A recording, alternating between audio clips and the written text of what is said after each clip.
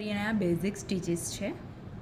આ છે chain stitch, આ છે બેક સ્ટીચ. એને આપણે કેવી રીતે લઈશું એ હવે જોઈશું. ચેન સ્ટીચમાં છે સૌથી પહેલાં આ રીતે દોરો જે એમ્બ્રોઇડરીનો આવે છે એ રીતે આપણે પરોવી લઈશું. પછી જે આ સ્ટાર્ટ પોઈન્ટ છે ત્યાંથી સ્ટાર્ટ કરીશું આ રીતે.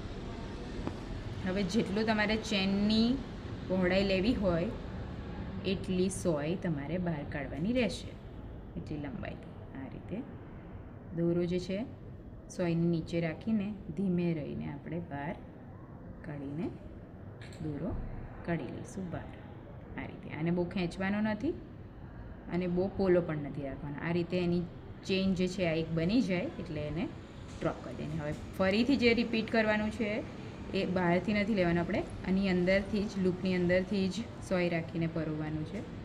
જેટલી આપણે ચેન સ્ટીચ લેવું છે એટલું રાખીને દોરો આ રીતે નીચે રાખીને આવી રીતે બહાર કાઢી લઈશું. બરાબર છે? દેખાય છે કેવી રીતે આવ્યું છે? હવે આ જ જે છે પ્રોસેસ આપણે રિપીટ કરતા જવાનું છે એટલે આપણી આ ચેન સ્ટીચ બનીને રેડી થઈ જશે. ડેકોરેટિવ પર્પસ માટે તમે એને યુઝ કરી શકો છો. આપણે આ એમ્બ્રોઇડરીના બેઝિક સ્ટીચીસ છે. હવે આપણે જોઈશું કે આ બેક સ્ટીચ જે છે એ કેવી રીતે લીધું છે. તો એના માટે પણ જનરલી આપણે સૌથી પહેલાં દોરો લઈ લઈશું બહાર. આ ચેન સ્ટીચ આપણી પૂર્ણ કરીએ આપણે આ રીતે. હવે બેક સ્ટીચમાં જે શું કરવાનું છે, જે તમારો સ્ટાર્ટ પોઈન્ટ હોય, ધારો કે આ તમારો સ્ટાર્ટ પોઈન્ટ છે તો એનાથી થોડું આગળ સોયને આપણે બહાર કાઢીશું. એટલે કે જેટલો તમારે ટાંકો લેવો છે એ સ્ટાર્ટ પોઈન્ટથી થોડોક આગળ લેવાનો છે. જેટલો ટાંકો લેવો છે એટલું જ આગળ લેવાનું છે. બહાર કાઢીશું. અને બેક સ્ટીચ કેમ કહેવામાં આવે છે પીછો ટાંકો? કેમ કે એને આપણે આ રીતે ઊંધી સ્ટાઇલથી એને આપણે લેતા હોઈએ છીએ એટલે એને બેક સ્ટીચ કહેવામાં આવે છે. બરાબર છે? હવે જેટલો આપણે ટાંકો લેવાનો છે એની સાઇઝ સેમ જ રાખવાની અને સોય બહાર કાઢીશું. ફરીથી આ જ રિપીટ કરીશું. જ્યાં આ ટાંકો પૂરો થયો પહેલો આપણો ત્યાં જ નીચેથી સોય પસાર કરીને જેટલો ટાંકો લેવો છે ત્યાં લઈ લઈશું આ રીતે અને ટાંકાને બેસાડી દઈશું.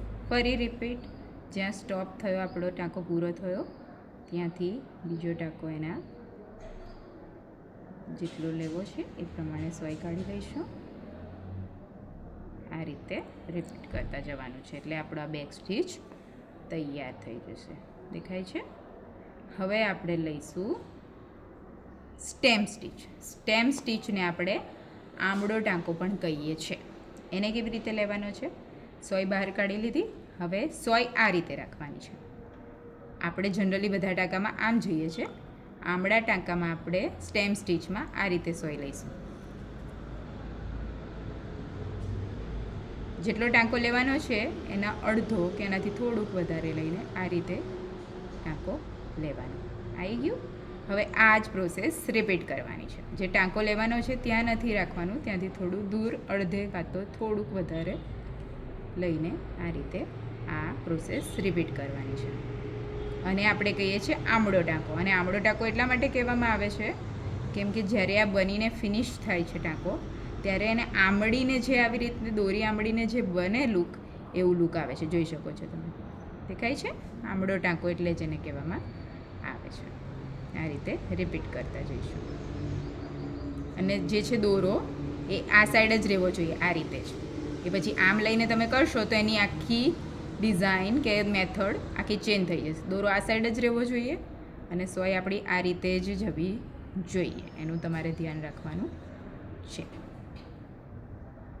ઓકે.